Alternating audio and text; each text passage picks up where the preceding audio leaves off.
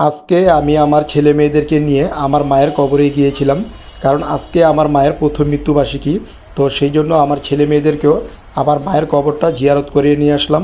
দুনিয়ার মায়া ছেড়ে একদিন সবাইকে এই দুনিয়া ছেড়ে চলে যেতে হবে।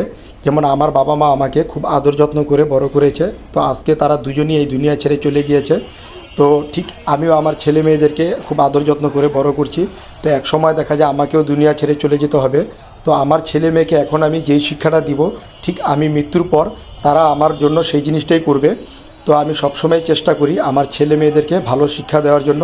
তো বাকিটা আল্লাহর ইচ্ছা, তো আল্লাহ যেভাবে চাইবে ঠিক সেভাবেই হবে।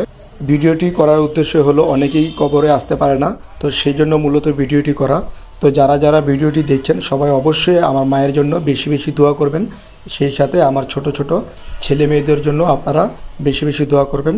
তো সবাই ভালো থাকবেন এবং সুস্থ থাকবেন। সবাইকে আসসালামু আলাইকুম।